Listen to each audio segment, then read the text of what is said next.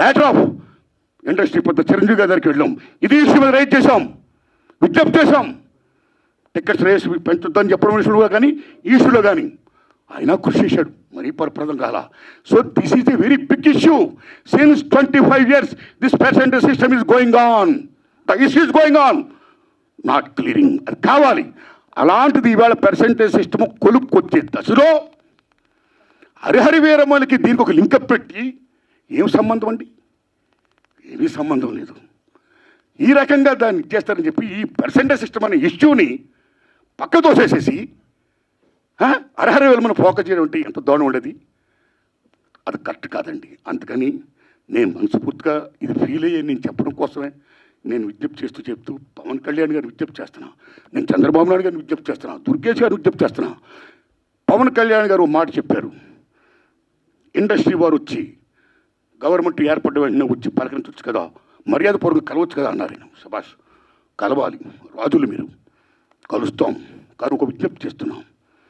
పూర్వకాలంలో రాజుల దగ్గరికి ఏదైనా ప్రజలకు సమస్య వచ్చినప్పుడు ధర్మగంట కొడితే లోపలికి వెళ్ళేవారు. దాని బిఫోరే రాజులే ప్రజల దగ్గరికి వెళ్ళేవాళ్ళు, రక్తబండి పెట్టేవారు. మీ ప్రజలకు ఏం సమస్య ఉంటే రండి చెప్పండి అని అడిగేవాడైనా, అక్కడక్కడిగా తీర్పులు చెప్పేవాడు, సాల్వ్ చేసేవారు, ప్రజలకు మేలు చేసేవాడైనా. ఇదిగో మా ఊరికి చెరువు కావాలి, మా ఊరికి విద్య కావాలి, మా ఊరికి వైద్యం కావాలి, లైక్ దిస్. అలాగా మీ మినిస్టర్లు కూడా అయిన వెంటనే ఇండస్ట్రీని పిలిచి రండి, మీకేం సమస్యలు ఉన్నాయి, నేనేం చేయాలి, మేమేం చేయాలి అని చెప్తే మేము కూడా ఎంత ఆనందపడేవాళ్ళం అండి. మేము మీ బిడ్డలు అండి, చిల్డ్రన్ ఆఫ్ ది స్టేట్. మేము మీకు ఓట్లు వేసిన వాళ్ళమి, మిమ్మల్ని లెక్కించిన వాళ్ళమి, మీ బిడ్డలం మేము. You must be respect the people, the same time who must respect the government. It's vice versa. So my humble request, దయించి ఈ పర్సెంటేజ్ సిస్టమ్ పక్కకి పెట్టేయకుండా, పర్సెంటేజ్ సిస్టమ్ అనేది మెయిన్ ఇష్యూ కాబట్టి. ఎందుకంటే ఆల్ మాల్స్ ఇవాళ ఆక్యుపై చేసి 50% దే ఆర్ టేకింగ్. కార్పొరేట్ సెటప్తో కూడుకొని ప్రైవేట్ సంస్థలు ఏమైతే ఉన్నాయో ఆ కార్పొరేట్స్ అందరూ కూడా వాళ్ళు they are getting 50%. But single థియేటర్కి ఏమైంది? సింగిల్ థియేటర్ అందరూ మనవాళ్ళు, ఎక్కడవాళ్ళు, ఓ ఫ్యాషన్తో కట్టుకున్నవాళ్ళు, ఈ తల్లిని నమ్ముకున్నవాళ్ళు. సినిమా అంటేనే తల్లి తండ్రి నిర్మాత తీసేవాడు, చూసేవాడు, ప్రేక్షకుడు దేవుడు, ఇద్దరికి మధ్య సంధానంగా చూపించే తల్లి సినిమా హాల్ ఓ దేవాలయం. ఆ దేవాలయాలు బాగుండాలి. ఇవాళ ఎన్ని దేవాలయాలు కళ్యాణ మండపాలు అయిపోతున్నాయి, ఎన్ని దేవాలయాలు ఇవాళ మూసిపడిపోతున్నాయి, బికాస్ దిస్ సిస్టమ్. కాబట్టి మల్టిపుల్ నేషన్స్, ఈ ప్రైవేట్ కంపెనీస్, ఈ కార్పొరేట్స్ అందరూ వచ్చేసిన తర్వాత చిన్న చేపని పెద్ద చేప, చిన్నమాయని పెద్దమాయని పెంగళ నాగేంద్ర గారు మాయాబజార్ చెప్పినట్టు ఇవాళ they are occupying they like octopus. కాబట్టి చిన్న నిర్మాతని బతికించుకోవాలి, సింగిల్ థియేటర్ని బతికించుకోవాలి. The same time percentage system ఉంటేనే ఇద్దరు బాగుంటారు. కాబట్టి ఈ దశలో పవన్ కళ్యాణ్ గారు నేను విజ్ఞప్తి చేస్తున్నా, పర్సంటేజ్ సిస్టమ్ ఉంచండి సార్, దాన్ని ఫుల్ఫిల్ చేయించండి సార్. అది ఎలా చేస్తే బాగుంటుందో ఆలోచించి దానికోసం మీటింగ్ పెట్టి సక్సెస్ చేయించండి సార్. ఈ దశలో producer council and film chamber నేను విజ్ఞప్తి చేస్తున్నాం. ఆల్రెడీ మీరు విశాఖపట్నంలో మీటింగ్ అయ్యారు. ఏ మీటింగ్ చేసుకున్నా సరే 25,000 బట్టి రావణ కాష్టంలా కాలుతున్న ఏ పర్సెంటేజ్ సిస్టమ్ అయితే ఉందో దాన్ని మీరు మళ్ళీ పక్కకి దోసేయకుండా, ఏదేదో దాన్ని అడ్డం పెట్టి దాన్ని మళ్ళీ అడ్రస్ లేకుండా చేయకుండా ఆ పర్సెంటేజ్ సిస్టమ్ విషయంలో కొలుక్కొచ్చి ఇంప్లిమెంట్ చేసి సగటు నిర్మాతను బ్రతికించండి. అప్పుడే మా సినిమాలు చూస్తారు జనం, లేకపోతే ఓటీటీలు చూస్తారండి. ఇవాళ మాలా జనం రావాలంటే బడుగు బలహీన వర్గాలు రావాలంటే ఎక్కడ వస్తారండి? వాళ్ళ కొద్ది డబ్బులు పెట్టి ద కాంట్ కమ్. ఆ ఓటీటీలు వస్తుంది చూద్దాంలే. ఎన్ని సినిమాలు ఇవాళ బాగా ఆడుతున్నాయండి? పర్సెంటేజ్ సిస్టమ్ ఎంత తగ్గిపోయిందండి. కాబట్టి సినిమా బతకాలన్నా, సగటు నిర్మాత బతకాలన్నా, 80% ఆఫ్ ఇండస్ట్రీ బతకాలన్నా మనుగడ ఉండాలి. సరే, పర్సెంటేజ్ సిస్టమ్ కావాలి. ఆ సిస్టమ్ కోసం పెద్దలందరూ కృషి చేయాలి. Film chamber and producer council ఆ విషయంలో నిర్ణయం తీసుకోవాలి. గవర్నమెంట్ కలాలి. అపాయింట్మెంట్ అంతకంటే ఆనందం పెట్టండి. మీరు వెళ్ళండి, కలవండి, మన డిమాండ్స్ చెప్పండి, పర్సెంటేజ్ సిస్టమ్ కావాలి, ఇంప్లిమెంట్ చేయండి అని విజ్ఞప్తి చేయండి. అదే నా విజ్ఞప్తిగా భావిస్తూ, ఇక రేట్లు వచ్చిందా?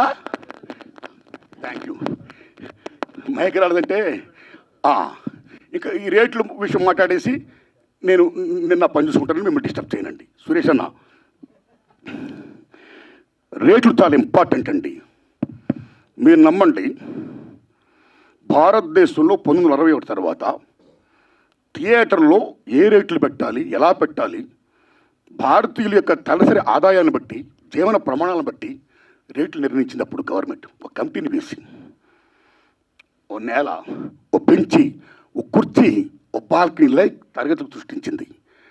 ఈవేళ నేల లేదు, బెంచీ లేదు, ఒకటే క్లాసు లేకపోతే రెండే క్లాసులు, మొత్తం థియేటర్స్ మొత్తం ఆ రకంగా చేసేసారు. ఓకే, ఇక రేట్లు అనేది ఏమవుతున్నాయో సిస్టమ్ ప్రకారం గవర్నమెంట్ ఏదైనా ఒక రేటు పెడితే ఆ రేట్ని అందరూ కూడా హానర్ చేయాలి. అలాగ హానర్ చేయకుండా ఈ మధ్య కాలంలో చాలామంది భారీ చిత్రాలు తీసిన నిర్మాతలు వాళ్ళు వేల కోట్లు పెడుతున్నారు. ఓకే, హ్యాట్సప్, సెల్యూట్, కేపబిలిటీ ఉంది, పెడుతున్నారు, మనం గర్విస్తున్నాం, సంతోషమే. కానీ అలా పెట్టే నిర్మాతలు చాలామంది ఏం చేస్తున్నారంటే మా సినిమాకి చాలా ఖర్చు అయిపోయింది కాబట్టి రిలీజ్ ముందు రేట్లు ఎక్కువ పెంచితే మేము సేఫ్ అవుతాం అని ఒకటి పెట్టడం వల్ల, నిజం చెప్పండి తమ్ముళ్ళారా, నేను నిజం చెప్తున్న ఫ్రాంక్గా, ఆ రకంగా పెట్టడం వల్ల దానికి గవర్నమెంట్ యాక్సెప్ట్ చేయడం వల్ల మామూలు హారం జరగట్లా సగటు చిత్రానికి. అలాగే ప్రేక్షకులకు డబ్బు ఎంతమంది దగ్గర ఉంటుందండి? పేదవాడికి సినిమా ఎవరు ఉంటుంది, డబ్బు ఉన్నవాడికి సినిమా ఎవరు ఉంటుంది. డబ్బు ఉన్నవాళ్ళు హ్యాపీగా చూడగలుగుతారు, పేదవాళ్ళు ఎక్కడ చూస్తారండి? అప్పు సప్పులు చేసి మరీ చూస్తారండి. ఇంత రేట్లు పెంచిస్తే పాప్కార్న్ బీభత్సం రేటు చూస్తే కనీసం 1000 రూపాయలు 1500 ఉంటేనే కానీ వేళ సినిమా చూడలేకపోతున్నాడండి. సో సగటు ప్రేక్షకుడికి వినోదం అనేది చాలా చౌకగా వచ్చే సినిమా ఈవేళ కాస్ట్ అయిపోతే ఈ రేట్లు పెట్టడం వల్ల అదేం ధర్మం అండి? ఇదేం సంక్షేమ రాజ్యం అండి? What are respecting the system of the government. ఒక రేట్లు పెడితే ఎవరికైనా రేట్లు అలాగే హానర్ చేయాలి. వై? బికాస్ మీరు భారీ బడ్జెట్లు పెడుతున్నారు, పెట్టుకోండి. మీరు గొప్పగా తీస్తున్నారు, తీయండి, మేము గర్విస్తున్నాం. ప్రేక్షకుడికి ఎన్ని ఎందుకండి? సినిమా బాగుందో లేదా, దట్స్ ఆల్. సినిమా బాగుంటే చూస్తాడు, చూడడం. రేట్లు పెట్టకపోవడం అనేది అది మీ ఇంట్రెస్ట్ పడి ఉంటుంది. భారీ సినిమాలు తీస్తున్నారు, ఓకే, సెల్యూట్. దానికి వాళ్ళ మీద రుద్దకూడదు. బాగుంటే ఆ డబ్బులు వాళ్ళు ఏం పెడుతున్నారు, ఆ డబ్బుతో మీరు కోట్లు సంపాదించవచ్చు. ఉదాహరణ, హాలీవుడ్లో 10 కమాండ్మెంట్స్ సిసిల్ పెట్టి ఇమ్యూనిటీ తీశాడు ఆయన. మామూలు బడ్జెట్ కదా, వేలాది కోట్ల సినిమా తీశాడు ఆయన. అండ్ బెన్హార్ వేలాది కోట్లు పెట్టి తీశారు ఆ సినిమాలు. మీరు నమ్మండి, 2 సినిమాలు కూడా బీభత్సమైన hits. And gone with the wind. ఆ సినిమాలకి ఆ రోజుల్లో కోట్లు ఖర్చు అయితే మళ్ళా కోట్లు చేసి మీరు నమ్ముతారా తమ్ముళ్ళారా, గూడ్స్ బళ్ళల్లో డబ్బులు తీసుకొని వెళ్ళేవారు. అదే రేట్లు. మేము 10 కమాండ్మెంట్ తీసాం, మేము బెన్హార్ తీసాం, చాలా ఖర్చు పెట్టాం, కాబట్టి రేట్లు పెంచండి అని అడగలా. కమ్ టు హిందీ ఫీల్డ్, కేఎస్ఎఫ్ మొగలేదాం అండ్ జీపీ సిప్ గారు షోలే. మామూలు సినిమాలో మొగలేదాం మీరు నమ్మండి 9 years తీసాడైనా. అప్పు సప్పు చేసి మొత్తం బీభత్సం, మామూలు బడ్జెట్ కాదు. ఆ సినిమా రిలీజ్ అయ్యే ముందు నేను చాలా అప్పు సప్పులు అయిపోయాను, 9 years పట్టింది, చాలా కోట్లు పెట్టేశాను, నాకు రేట్లు పెంచండి అని కేఎస్ఎఫ్ గారు అడగలా. సిస్టమ్, ఈ రెస్పెక్టెడ్ సిస్టమ్. ఏం రేట్లు ఆ రేట్లో సినిమా రిలీజ్ చేశాడైనా. మీరు నమ్మండి, సినిమా బీభత్సం హిట్. నమ్ముతారా తమ్ముళ్ళరా? బెన్హార్ అండ్ 10 కమాండ్మెంట్స్ గూడ్స్ బళ్ళల్లో డబ్బులు లాభాలు తీసుకొని వెళ్తే లారీల్లో లాభాలు తీసుకుని వెళ్ళాడు కేఎస్ఎఫ్ గారు. మొగలైజాం అంటే సినిమా బాగుంటే లాభాలు వస్తాయి, మీరు 2 కోట్లని పెట్టండి. So come to Telugu field. Lava Kusa Shankar Reddy గారు తీశారు, 5 ఏళ్ళు పట్టింది. నాకు 5 ఏళ్ళు పట్టింది, నాకు చాలా ఖర్చు అయిపోయింది అని శంకర్ రెడ్డి రేట్లు పెంచుకొని అడగలా. సినిమా రిలీజ్ అయింది, మీరు నమ్ముతారా? 5 years పైన సినిమా. ఇప్పుడు దాకా లవ్ కుశ మిత్ర హిట్ లేదు తెలుగు సినిమా ఇండస్ట్రీలో. ఆయన అడగలా డబ్బులు, రేట్లు పెంచుకొని అడగలా. ఏ రేట్లు ఉన్నాయో ఆ రేట్లోనే ఆయన సినిమా రిలీజ్ చేశాడు. మీరు నమ్ముతారా తమ్ముళ్ళరా? ట్రక్కుల్లో లాభాలు వచ్చాయి, బళ్ళల్లో డబ్బులు వచ్చాయి. షోలే జీపీసీ గారు అడగలా, ట్రక్కుల లాభాలు తీసుకున్నాడు ఆయన. కాబట్టి సినిమా బాగుంటే జనం వస్తారండి. మీరు ఇలా రేట్లు పెంచేసుకుంటా ఒక 1 week ఇలా చేసేసి మళ్ళీ మానేస్తా. థియేటర్కి నేను ఆటో మీద ట్రావెల్ చేస్తున్నప్పుడు, తమ్ముడు మన సినిమా చూసేవాళ్ళ, తమ్ముడు ఏ సినిమా చూసామంటే సినిమా చూడాలి ఉందండి, కానీ చాలా రేట్లు పెట్టేశారండి ఫస్ట్ వీక్. నా ఫేవరెట్ యాక్టరే కానీ డబ్బులు లేవు, అప్పు చేయాలంటే కష్టంగా ఉంది, చూడలేకపోతున్నానండి. ఆ రకంగా ఎంత డ్యామేజ్ అవుతుందంటే సినిమాకి. ఇప్పుడు ఎందుకంటే రేట్లు పెంచుతారు?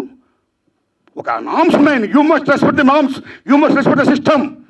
అండ్ అన్నింటినీ మించి సంక్షేమ రాజ్యం ఉంది. ఏ సగటు ప్రేక్షకుడు ఉన్నాడో ఆ సగటు ప్రేక్షకుడు భారతదేశంలో సినిమాయే వినోదం. ఆ వినోదం దూరం చేయకండి ఈ రకంగా పెట్టి. సో దిస్ ఈజ్ ఒక మాల్ ప్రాక్టీస్. ఒక రకంగా చెప్పాలంటే దిస్ ఈజ్ నేను నమ్మండి తమ్ముళ్ళరా, ఈ భారీ చిత్రాలు చేస్తున్న నిర్మాతలు, government is doing a black marketing in the name of raising the rates. Correct కాదు. అలా పెంచకుండా అందరికీ ఒకలా సిస్టమ్ పెట్టి సగటుని మాత్రం బతికించి పర్సెంటేజ్ సిస్టమ్ కాపాడండి. అది వచ్చినట్టు చెయ్యండి.